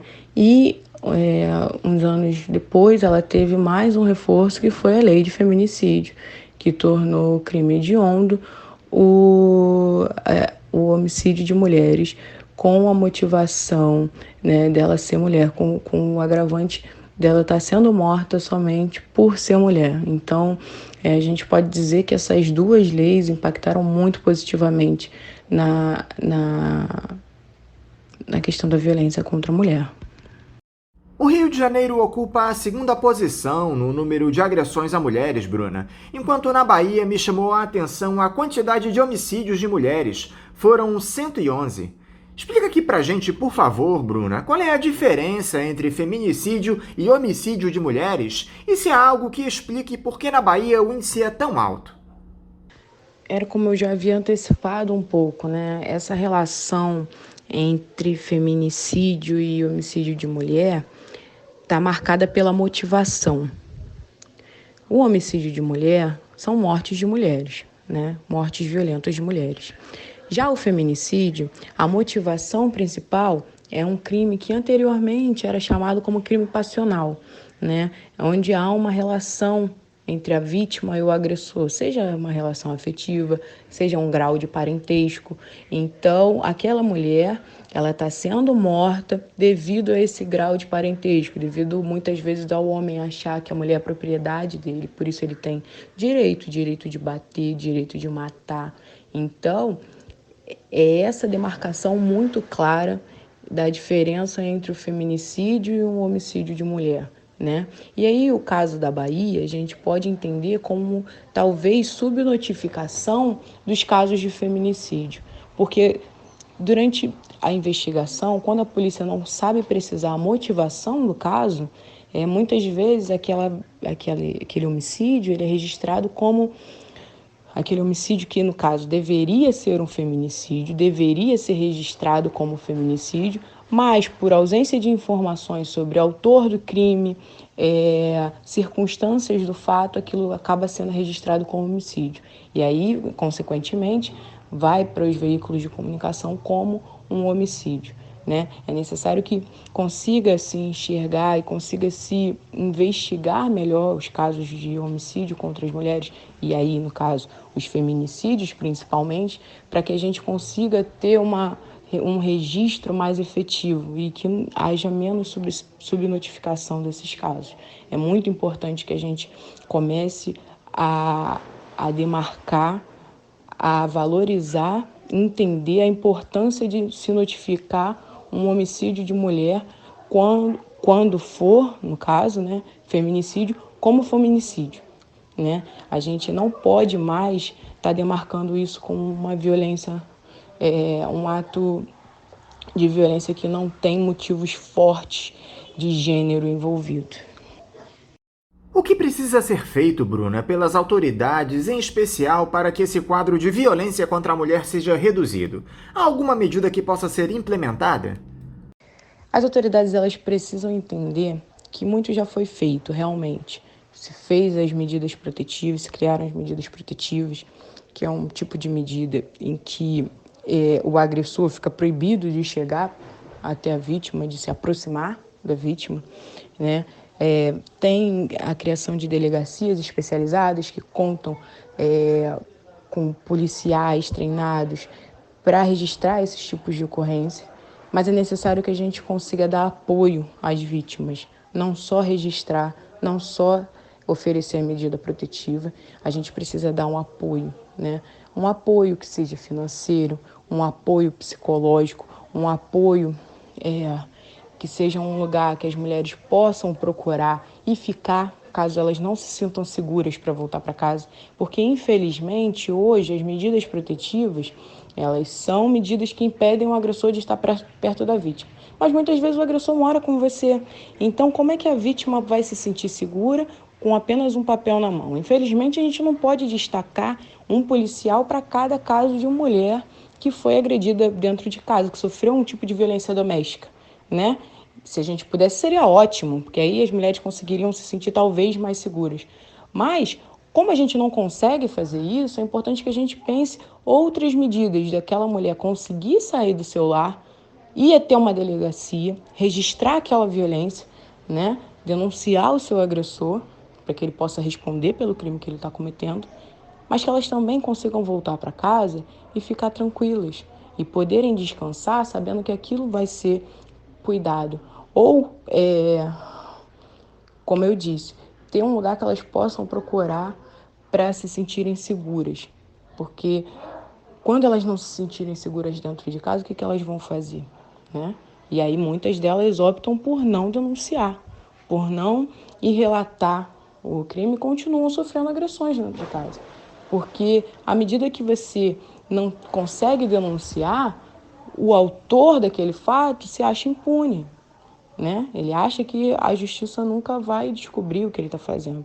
Enfim, então é preciso que a gente dê segurança às mulheres para que elas cada vez mais denunciem os agressores e os agressores respondam pelos crimes que estão cometendo. O detalhe, Bruno, é que a violência contra a mulher não se exprime apenas, entre aspas, nos episódios de agressão física. As mulheres sofrem violência de gênero em diversos setores da nossa sociedade. E eu gostaria de abordar especialmente a situação no mercado de trabalho, onde vocês ainda recebem remuneração inferior à dos homens em quase todos os postos. Por que ainda há esse tipo de preconceito entranhado na nossa sociedade, Bruna? Como eu disse, esse fato das mulheres não serem vistas como iguais aos homens, ele é cultural, né? Ele foi inserido na mentalidade da própria sociedade durante muitos anos. Durante muitos anos as mulheres foram vistas como inferiores. Durante muitos anos, os homens achavam que as mulheres não deveriam trabalhar fora de casa, né? Que a mulher deveria crescer, casar, ter filhos e cuidar da casa. Quem garantia o sustento da casa era o homem. Então, quando a mulher rompe com esse ciclo e vai para o mercado de trabalho, ainda encontra muita dificuldade de ser valorizada, das pessoas conseguirem entender e enxergar que não há diferença alguma entre as mulheres e os homens. As competências e os níveis de conhecimento são os mesmos. Como eu disse, todos somos iguais, né? Então, passa a ser uma questão muito mais cultural, muito mais ligada a esse pensamento de que as mulheres não seriam capazes de realizar as mesmas atividades que os homens. E durante os últimos anos, o que a gente tem mais visto é que as mulheres são mais do que capazes de fazer isso, né? E então começou-se uma corrida, podemos dizer assim, das mulheres cada vez mais ocuparem esses cargos, ocuparem esses postos, seja de chefia, seja o que for, né? A mulher tem que estar onde ela quiser estar. Não tem problema algum a mulher ficar em casa, desde que seja uma escolha dela. A mulher precisa ter a sua independência, poder escolher o que quer fazer da sua vida. Que durante muito tempo esse direito lhe foi negado. Então, a gente consegue ver que nos últimos anos as mulheres têm cada vez mais ocupadas. É fácil? Não é fácil. Ainda encontramos muitas barreiras, como diferenças de salário, poucas mulheres conseguem ocupar cargos de chefia. A gente ainda vê que é um ambiente majoritariamente masculino, né? Sobretudo branco. Então, a gente ainda consegue perceber na nossa sociedade não só o machismo, mas o racismo também, que são poucas as pessoas, mulheres negras, que ocupam cargos de chefia. Isso é um dado muito importante, muito sério sobre o nosso país, né? É urgente. A gente precisa começar a valorizar e entender que as mulheres podem estar onde elas quiserem, que não há diferença de cor, não há diferença de gênero e que todos somos capazes de ocupar os mesmos cargos. O que cabe a nós homens, Bruna, em um quadro onde o próprio Estado não promove políticas efetivas de igualdade de gênero, onde a voz feminina é constantemente calada, o que os homens podem fazer para que haja equidade entre ambos os sexos? Cabe aos homens entenderem que não há mais espaço para o machismo, né? E lutarem contra essa cultura. Eu sei que muitos foram criados sob esse pensamento, sob essa ideia de que o homem era superior às mulheres, que a mulher deveria ficar em casa. Então, é mais do que urgente que os homens não só comecem a enxergar e respeitar isso, entender que a mulher vai sim estar ocupando o mesmo trabalho que ele. A mulher pode também ganhar mais do que ele não deve se sentir inferior por isso, né? E criar os seus filhos para que no futuro eles consigam, a gente consiga ter mais homens criados sob essa ideia de que a mulher não é inferior. Então, além de mudar o pensamento, enxergar a capacidade das mulheres hoje, agora, né, é criar as crianças com essa visão de que a mulher pode estar em qualquer lugar, pode ocupar os mesmos cargos, pode fazer tudo que os homens fazem. Eu quero finalizar, Bruna, com uma pergunta que eu fiz para todas as entrevistadas que participaram desse nosso programa especial pelo Dia Internacional da Mulher. O que falta para que as mulheres estejam devidamente representadas na nossa sociedade? Falta respeito, falta conscientização, e por isso a importância de grupos que se organizam para falar sobre esses casos, né? Não só grupos feministas, mas grupos de movimento negro, grupos de violência contra LGBT, de transfobia. Então, é muito importante que a gente dê ouvido a essas pessoas, o que elas têm para falar, né? Que cada vez mais a gente esteja sensível para escutar e andar junto, andar de mãos dadas, né? A função da mulher estar em cargos iguais aos homens não é só dela, não é uma luta só das mulheres, é uma luta de todos. Todos têm que estar presentes, todos têm que estar conscientes, todos têm que estar abertos a escutar o que as mulheres têm a falar e respeitar o espaço delas, né? Então é muito importante que a gente consiga entender e dar espaço para as pessoas falarem as suas dores, para as pessoas se capacitarem igualmente. Então, é muito importante que a gente consiga passar por essa etapa, passar por essa fase, cada vez mais as pessoas se sentirem à vontade de falar sobre os seus problemas vivenciados, né? Que tenham cada vez mais grupos de apoio para que a pessoa veja que ela não está sozinha, para que uma mulher que hoje não acha que não tem a capacidade de fazer a mesma coisa que um homem, por mais que tenha vontade, ela consiga enxergar que ela sim tem capacidade, que ela sim pode fazer e que tem outras pessoas fazendo e falando para todos escutarem o quão importante é fazer, ser dono da sua própria vida, ser dono da sua própria história, né? E só através das experiências é que a gente consegue mudar alguma coisa.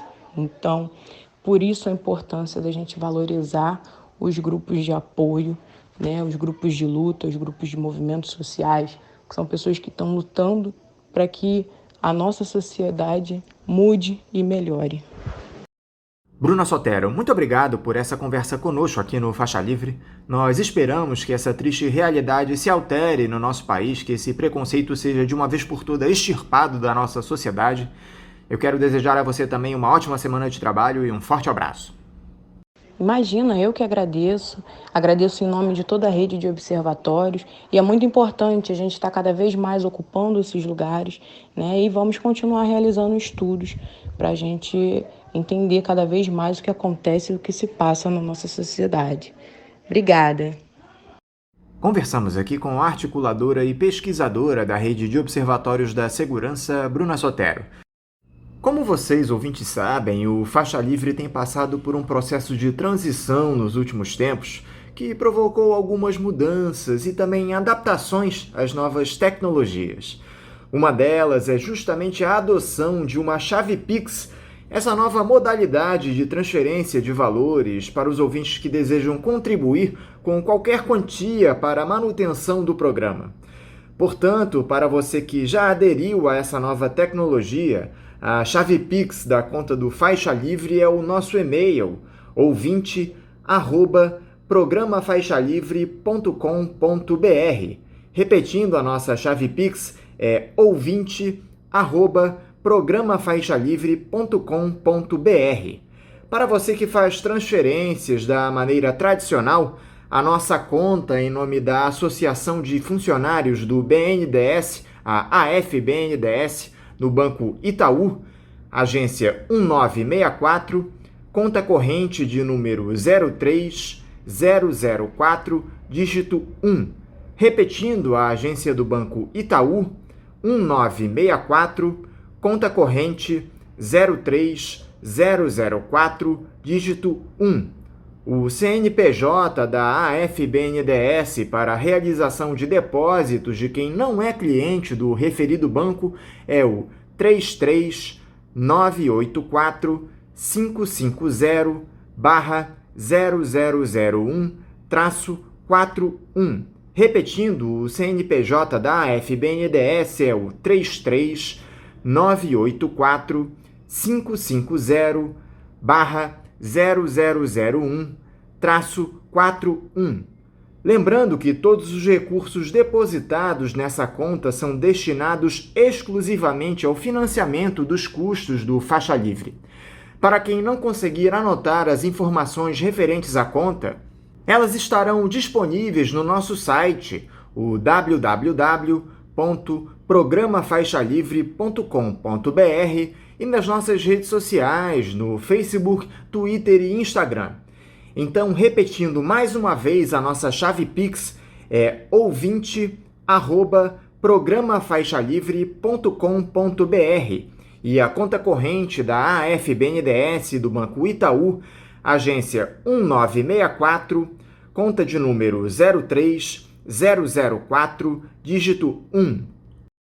Bom, antes de nós irmos para o nosso próximo intervalo, eu quero aproveitar e fazer a leitura aqui de um belo texto escrito pelo jornalista Ascânio Seleme no jornal o Globo do último sábado, onde ele faz uma crítica a uma declaração do presidente Jair Bolsonaro na última semana. O título do texto do Ascânio é "Na Casa da Tua Mãe". A frase foi usada por Bolsonaro em agenda em Uberlândia, Minas Gerais, para falar sobre, abre aspas, idiota que pede compra de vacina, fecha aspas. Jair, onde você absorveu tanta ignorância? Onde você iniciou o processo involutivo que o transformou no indivíduo tosco que deixa o Brasil atônito? Foi na casa da tua mãe. Onde você emburreceu tanto e virou esse indivíduo desconectado do mundo civilizado? Onde você encontrou tanta gente obtusa como você para reunir ao seu redor? Foi na casa da tua mãe. Onde você teve seu caráter desviado de forma tão radical que alcança até mesmo todos os zeros que você criou? Foi na casa da tua mãe. Capitão, onde você construiu toda a perversidade que escorre em suas veias e baba da sua boca?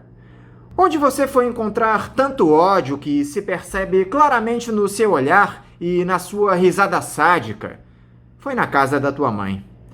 Onde foi concebido este espírito antidemocrático que o domina de maneira irrevogável e que ameaça um país inteiro? Foi na casa da tua mãe. Onde o seu coração de pedra foi lapidado ou dilapidado?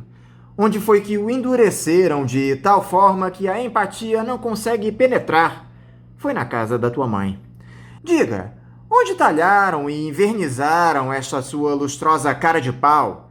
Onde você aprendeu a mentir tanto, Jair? Foi na casa da tua mãe. Onde mesmo foi que te ensinaram que chorar por seus mortos é frescura e mimimi? Onde foi que você descobriu que os corajosos enfrentam o vírus e saem às ruas? Na casa da tua mãe. Onde você aprendeu a roubar, a desviar dinheiro público para comer gente? Teria sido no mesmo lugar onde você ensinou seus filhos a fazer rachadinhas? Foi na casa da tua mãe. Jair, onde você se tornou homofóbico e misógino? Onde começou a entender que mulher é filha da fraqueza e gay deve levar porrada? Foi na casa da tua mãe. Conte onde foi que você descobriu que o Brasil é um país de maricas. Foi na casa da tua mãe. E onde você percebeu que há excessos de direitos no Brasil? Foi na casa da tua mãe. Capitão, onde você se afastou da luz e mergulhou nas trevas? Onde você aprendeu que torturar e matar fazem parte da vida? Foi na casa da tua mãe. Onde te ensinaram que a ditadura errou por torturar e não matar? Aposto que foi no mesmo lugar onde você ouviu que os porões deveriam ter fuzilado 30 mil corruptos e erraram por não matar Fernando Henrique Cardoso. Foi na casa da tua mãe. Diga, onde você entendeu que Pinochet, o mais sanguinário ditador latino-americano, devia ter matado mais gente? Foi no mesmo lugar em que você passou a idolatrar o torturador Brilhante Ustra? Foi na casa da tua mãe. Onde foi, Jair, que você descobriu que fazer cocô dia sim, dia não melhora o meio ambiente? Que comer menos resolve o problema das queimadas? Foi na casa da tua mãe. Explique. Onde você percebeu que trabalho infantil de meninos e meninas com menos de 10 anos de idade não prejudica em nada as crianças? Foi na casa da tua mãe. Conte, onde foi mesmo que te disseram que é uma grande mentira falar que tem gente passando fome no Brasil? Que isso só acontece em outros países? Foi na casa da tua mãe. Onde te ensinaram que é correto beneficiar filhos, como os zeros que você tem quando se exerce cargo público, capitão? Foi na casa da tua mãe. Finalmente, onde foi mesmo que você virou este monstro que assombra o país e espanta o mundo? Foi na casa da tua mãe. Vamos agora a um novo intervalo. Voltaremos daqui a pouco. Voltamos a apresentar Faixa Livre. Estamos de volta, ouvintes, e agora eu saúdo a médica e professora da Universidade Federal do Rio de Janeiro, a UFRJ, Lígia Bahia. Lígia Bahia, bom dia. Bom dia, Anderson, bom dia a todos os nossos ouvintes. Obrigada pelo convite. Lígia, muito obrigado por você estar aqui conosco mais uma vez no Faixa Livre. Lígia, parece que a cada entrevista que nós fazemos com você aqui no programa, a situação da pandemia no nosso país piora. Nós conversamos há pouco mais de um mês atrás, antes do Carnaval, quando o quadro de infecções pela Covid-19 estava crescendo, e você já fazia o alerta de que as pessoas deveriam deixar a folia de lado. Muita gente não respeitou as recomendações, Lígia, e agora nós temos essa explosão no número de óbitos, quase 1.500 mortes na média diária. Isso combinado à irresponsabilidade de um presidente negacionista que chama a Covid de frescura e mimimi, com pouquíssimas vacinas disponíveis pela inação do Ministério da Saúde. Dava para esperar esse cenário no início do ano, Lígia, quando os primeiros imunizantes começaram a ser aplicados por aqui? Não, pois é, né? A gente podia ter evitado, né, digamos assim, esse repique, né, que é um repique maior, né? Como se agora a gente estivesse diante de um fogo ainda mais alto do que o fogo anterior, né? Então, claro, né, todos os eventos do final do ano, sucedidos pelo carnaval, né, muita gente circulando, muito comércio, né? É claro que isso era uma pedra cantada, né? Mas o que é importante, né, é que assim, o Brasil também não aguenta mais, né? Nós estamos há mais de um ano diante de uma pandemia, então todas essas medidas, assim, elas são fáceis de falar, mas é muito difícil de executar, né? Porque na realidade é muito difícil ter medidas assim que são o tempo todo nessa coisa assim, diz que vai, mas não vai, né? Fecha, diz que fecha, mas não fecha. Diz que não pode ter transporte coletivo circulando com muita gente, mas o tempo todo os ônibus estão lotados, os metrôs estão lotados, os trens estão lotados. Então, a gente realmente, né, é uma situação muito difícil, né? E lembrando que a gente não tem teste, né? A gente continua sem teste. Então, todas as possibilidades assim de enfrentamento da pandemia que nós tínhamos, nós nunca tivemos os instrumentos disponíveis para isso, né? E agora a vacina, vem essa vacinação a conta-gota, problemática. Então, é claro que é de se esperar o que está acontecendo, né? É muito triste, né? Acho que é muito triste, inclusive, falar sobre isso, mas é o que nós estamos vivendo, né? Nós somos, assim, um país que está diante de um túnel sem luz no fim do túnel, né? Infelizmente, a gente não tem boas notícias para dar. O que é que tem mais peso nesse quadro, Lígia? São essas novas cepas que estão circulando? É o desrespeito às recomendações de se evitar aglomerações? É o negacionismo do Palácio do Planalto? Sem dúvida, né? Olha só, sem dúvida nenhuma, o principal é a aglomeração, né? O principal motivo do quadro que nós estamos vendo, do elevado número de óbitos, do elevado número de casos, dos hospitais lotados, né, das pessoas morrendo sem acesso aos recursos assistenciais adequados, isso é consequência da aglomeração. Então, não há dúvida sobre isso. Existem novas variantes do vírus, é natural, os vírus mutam, né, os vírus sofrem mutações. O Covid-19 sofreu mutações não só no Brasil, né? Tem as variantes da Califórnia, as variantes do Reino Unido, as variantes da África do Sul. Esse é um processo evolutivo de qualquer vírus, mas certamente nós não devemos atribuir às variações, né, às mutações, o que nós estamos vendo agora, né? Pelo contrário, né? A gente teria possibilidade sequer estar diante dessas mutações se nós tivéssemos desde o início, então, observado as recomendações, que eram as recomendações naquele momento, né, de lockdown por um período pequeno, prazo determinado, e depois retornar com a abertura de todas as atividades, como vários países fizeram, né? E o Brasil jamais seguiu essa recomendação, né? E é preciso que a gente diga também que naquele momento, né, nem o governo federal e nem os governos estaduais, né?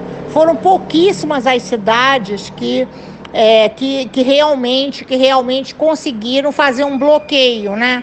Então, é isso que nós estamos vendo agora, né? Nós estamos vendo um país que não lançou mão das estratégias de bloqueio da pandemia. As pessoas estão morrendo mais pela falta de leitos ou pela severidade do vírus, Lígia? Há alguns estados onde a ocupação das UTIs já chegou aos 100%. Há alguma capacidade de reação do SUS ao que está colocado, Lígia? Bem, um indicador ocupação de leitos já é por si só muito estranho, né? Porque na realidade, veja, assim, se o leito está ocupado, se a gente tem superlotação, é porque realmente a situação chegou num ponto de calamidade, né? Mas, então, sim, né, o que deveria ter sido providenciado seria a expansão da rede pública, né, a expansão da oferta de leitos da rede pública. Houve um ensaio disso, né, não sei se todo mundo lembra dos hospitais de campanha que foram organizados, foram improvisados, etc., mas nem isso mais temos, né. E só para mencionar aqui o problema do Rio de Janeiro, nós estamos com o Hospital de Bom Sucesso fechado, até hoje, né, com hospitais da rede federal, inclusive hospitais universitários, sem a utilização da capacidade instalada completa. Então, faltar leito, né, é alguma coisa assim, é o fim da linha, né? Não poderia faltar leito, mas os leitos faltaram, né? Faltaram em Manaus, faltaram em Belém e faltaram no Rio de Janeiro, e agora a gente está diante de um problema, inclusive, de fila em São Paulo, né? Então, mostrando o despreparo das autoridades para lidar, inclusive, com os casos graves, né? Não estamos falando para lidar com a ponta do iceberg, né? Os casos graves são a ponta do iceberg da pandemia. Teoricamente, seria mais fácil de resolver esse problema, mas nem esse problema foi enfrentado. Está muito claro, Lígia, que sem vacinas a única alternativa é o distanciamento social. Só que o governo federal ameaça punir os estados que fizerem lockdown, privilegiando a questão econômica. Dá para pensar na atividade econômica, Lígia, com quase 300 mil brasileiros mortos por essa pandemia? Como é que uma parcela da classe política tem a audácia de negar o isolamento social?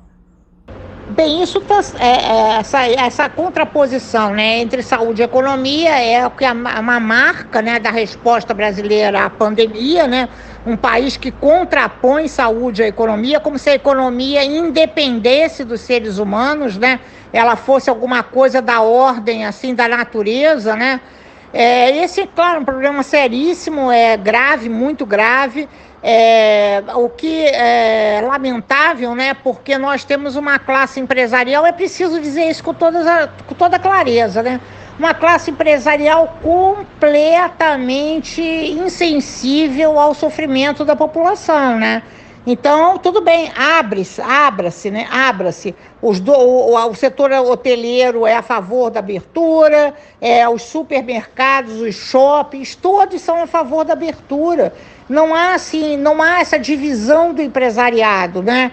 É um empresariado que consensualmente é a favor da morte, né, dos outros, né? É a favor da morte dos seus empregados. Então é muito grave, né? Muito grave porque são pessoas que tiveram acesso, né, à educação, a bens culturais, etc. E nesse momento, então, se posicionam dessa maneira. Eu acho que é muito grave. Só para dar um exemplo, né, para a gente conversar um pouco sobre isso. Veja, assim, há empresários a favor da vacina, mas contra o fechamento das atividades econômicas, né? Então, assim, todos somos a favor da vacina, mas a vacina sozinha ela é insuficiente, nós sabemos disso. Nós sabemos que é preciso que as duas estratégias sejam acionadas simultaneamente.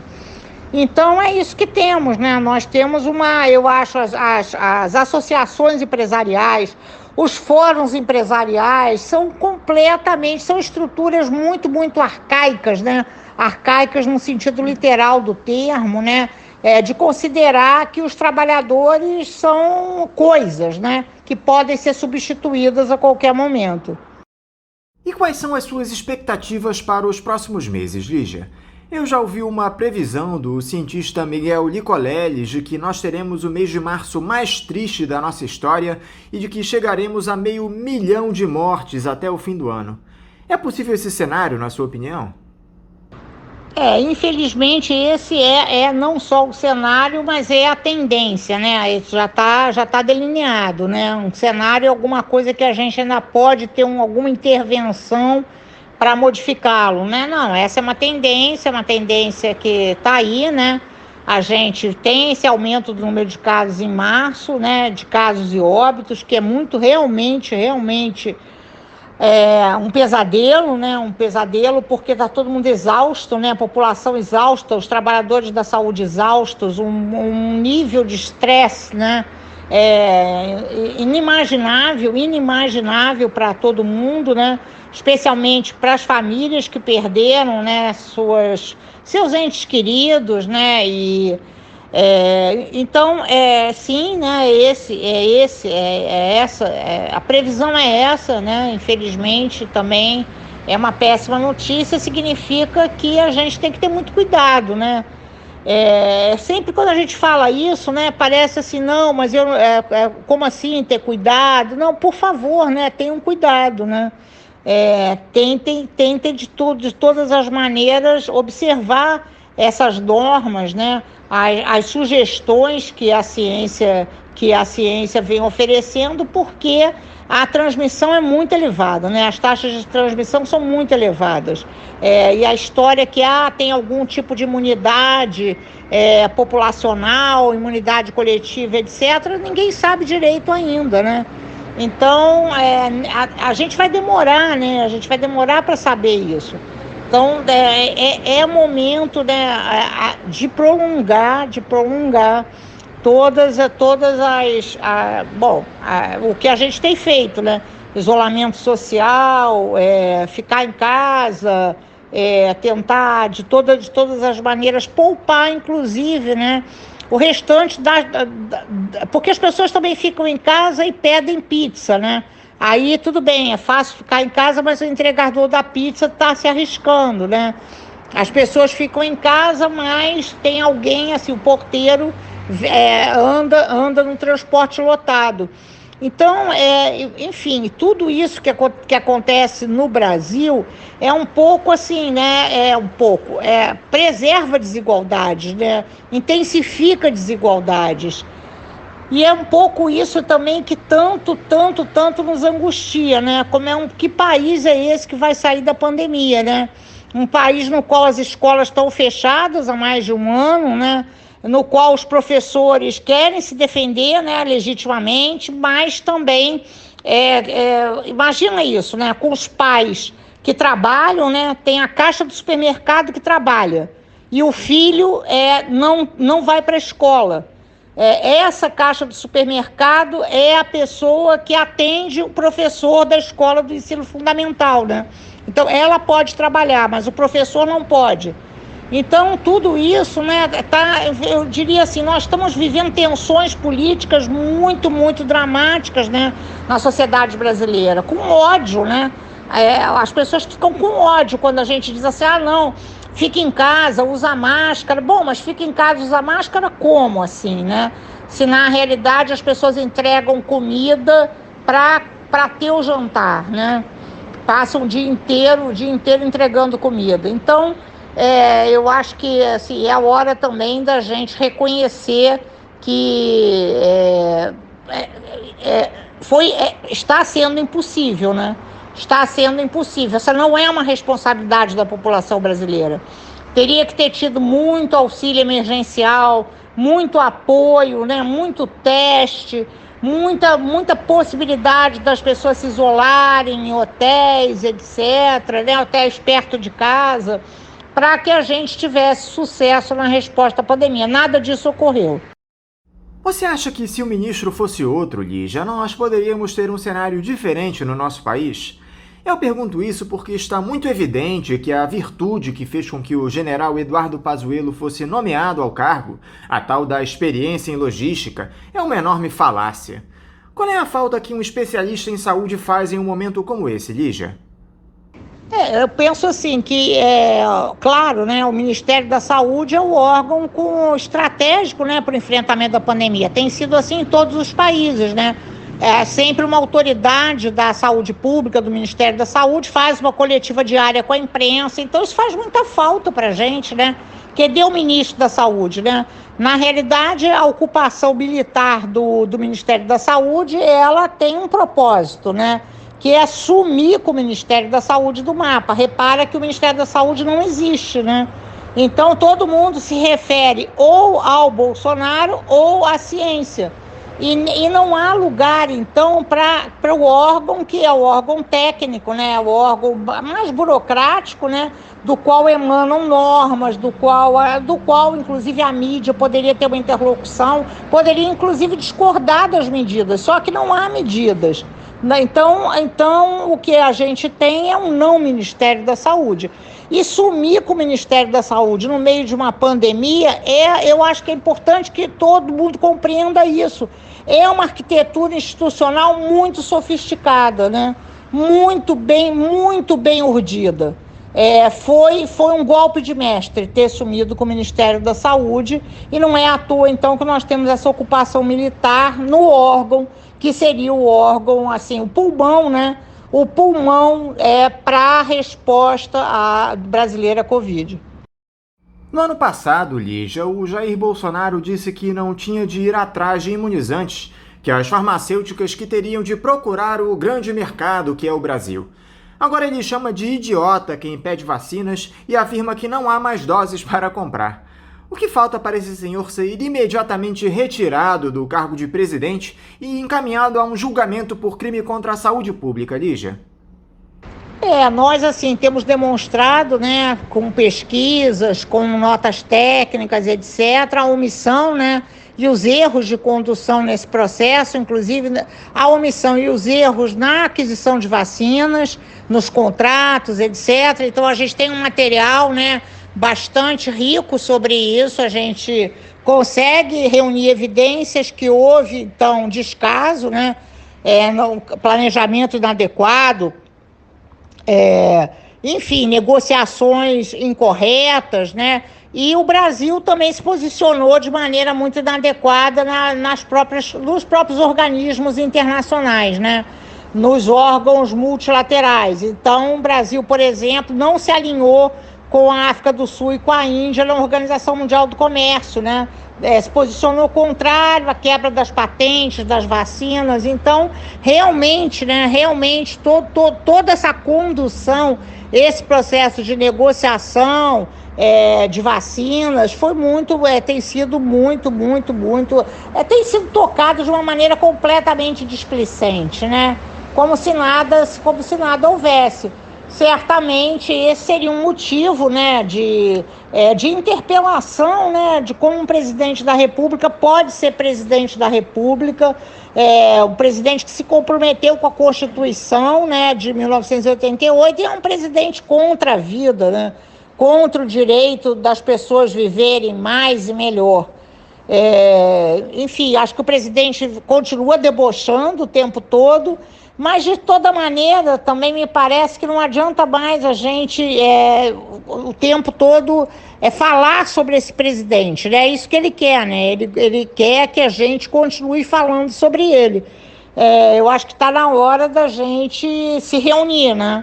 Da gente reunir instituições, parlamentares, magistrados, e realmente tentar aperfeiçoar as nossas instituições democráticas, né? Inclusive do Poder Legislativo, do Poder Judiciário, as associações e entidades da sociedade civil, para que a gente consiga resistir, né? Não há dúvida que esse é um projeto político em curso, né? E é um projeto político em curso que se beneficia da tragédia, do caos, da desorganização. Eu penso, então, que a gente, nesse momento, tem que ser racional, né? É preciso encontrar fóruns e, enfim, exercer essa racionalidade.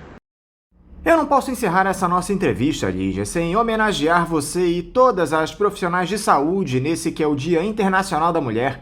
Vocês que, com tanto carinho e dedicação, arriscam suas vidas para que a nossa população sofra menos com a Covid-19. E para terminar, o que é que você acha que falta para que as mulheres tenham uma representação mais efetiva na nossa sociedade, Lígia? Sim, né? Eu penso que o Faixa Livre deve homenagear as mulheres, né? Parabéns a todas nós nesse dia 8 de março. Parabéns às profissionais de saúde, né?